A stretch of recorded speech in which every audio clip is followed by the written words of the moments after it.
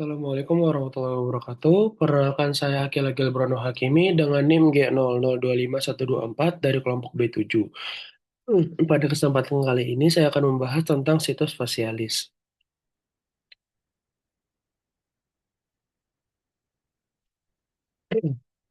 Yang pertama, kita akan membahas tentang muskuli.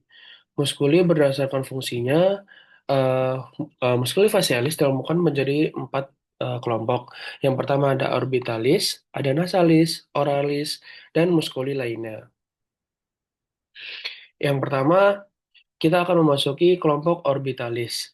Nah, kelompok orbitalis itu berisikan ada muskuli corrugator supercili yang ada berada di sini di atas alis, yang berfungsi untuk menarik alis ke arah medial dan ke arah bawah.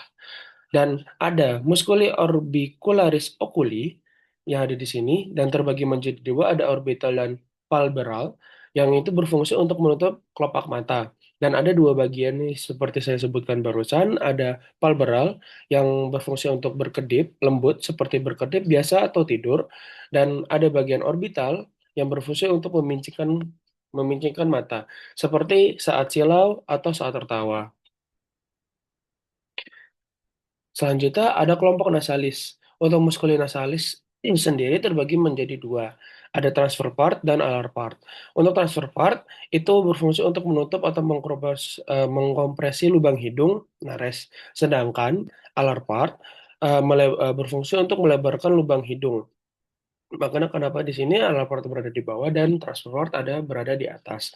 Dan ada muskuli depressor septinasi yang berada di bawah hidung langsung, itu berfungsi untuk menarik septum nasi ke bawah.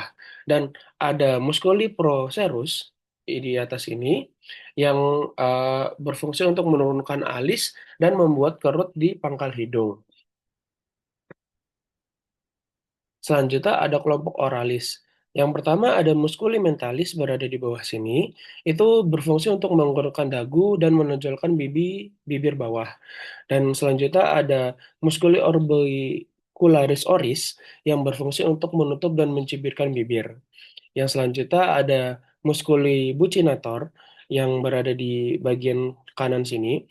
Itu berfungsi untuk menekan pipi ke arah dalam, yang berfungsi penting saat meniup dan mengunyah. Jadi otot ini akan berkontraksi ketika meniup dan mengunyah. Dan selanjutnya ada muskuli levator labil superioris aqualinasi. Itu berfungsi untuk mengangkat bibir atas dan membuka hidung. Lalu selanjutnya ada levator labi superioris yang berfungsi untuk mengangkat bibir atas. Jadi yang di sini yang labia superioris ini berfungsi untuk mengangkat bibir atas, sedangkan labia superioris aqualinasi itu mengangkat bibir atas dan membuka hidung. Terus selanjutnya ada musculi zygomaticus mayor dan minor. Keduanya ini berfungsi untuk menarik sudut mulut ke atas atau untuk tersenyum. Dan selanjutnya ada musculi risorius berada di sini yang berfungsi untuk menarik sudut mulut ke dalam ke lateral atau senyum mendatar. Selanjutnya di bawahnya ada musculi deceptor anguli oris yang berfungsi untuk menarik sudut mulut ke bawah untuk ekspresi sedih, dan yang terakhir ada musculi deceptor labii inferioris yang berfungsi untuk menarik bibir bawah ke arah bawah. Selanjutnya, kelompok muskuli lain. Nah, muskuli lain ini tidak berada dalam regio facialis, namun berasal dari arcus pharyngeus kedua dan dipersarafi oleh nervus facialis.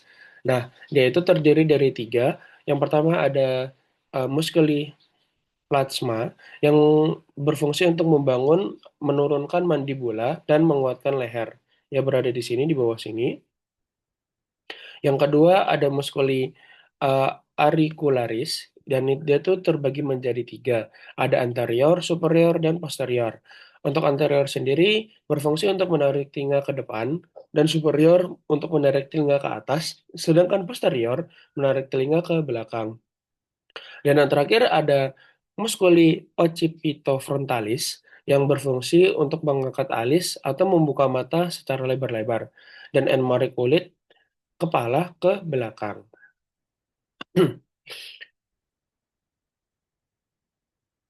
Selanjutnya saya akan membahas neurovaskularisasi. Yang pertama ada vaskularisasi vena, vaskularisasi arteri.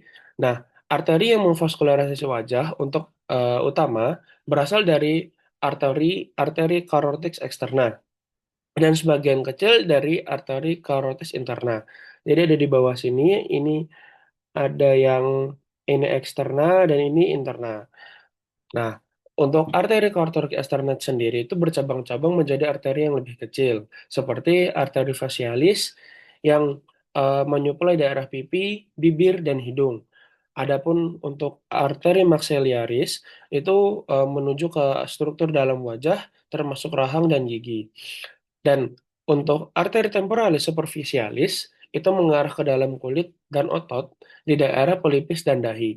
Adapun arteri occipitalis dan arteri auricularis posterior itu berfungsi ke dalam bagian belakang kepala dan telinga. Selanjutnya eh, akan membahas vaskularisasi vena. Vena jugularis interna mengalirkan darah dari daerah wajah dan daerah lain di kepala. Jalur drainasenya yang pertama, vena facialis itu akan mengumpulkan darah dari wajah bagian depan. Sedangkan vena retromandibularis dari daerah sekitar rahang belakang dan pelipis. Dan vena-vena ini akan bergabung menuju vena jugularis interna. Selanjutnya ada nervus trigeminus. Untuk nervus trigeminus adalah saraf utama yang memberi sensasi pada wajah dengan tiga cabang. Yang pertama ada nervus ophthalmicus yang berwarna hijau di sini. Nah, ini berada di daerah dahi, kelopak atas, dan hidung bagian atas. Yang kedua ada nervus maxillaris yang berwarna biru ini, yaitu berada di bagian pipi, kelopak bawah sini, dan bibir atas.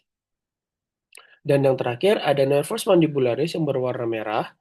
Ini dia akan menggerakkan eh, rahang bawah, bibir bawah, dan sebagian dari telinga, sebagian kecil dari telinga.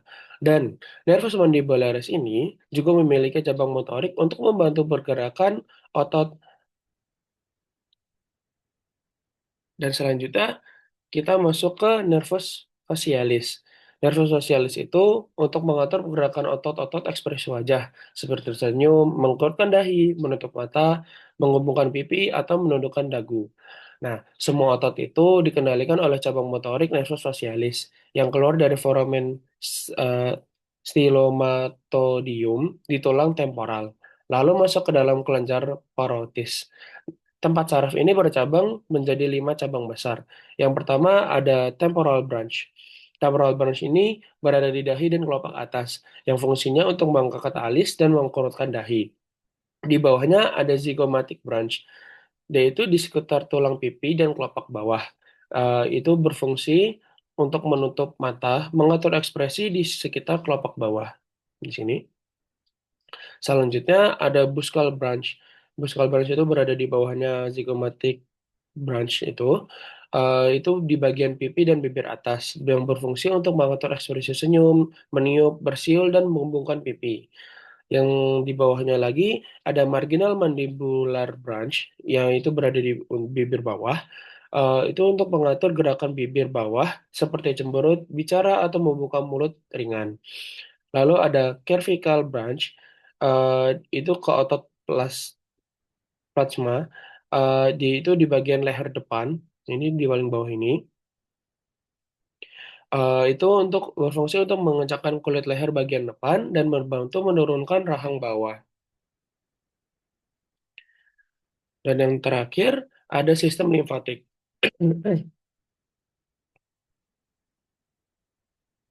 Untuk sistem limfatik sendiri, drainase limfatika pada rego facialis akan mengalir ke tiga kelompok nodus limfatikus. Yang pertama ada nodi limfatik submentales.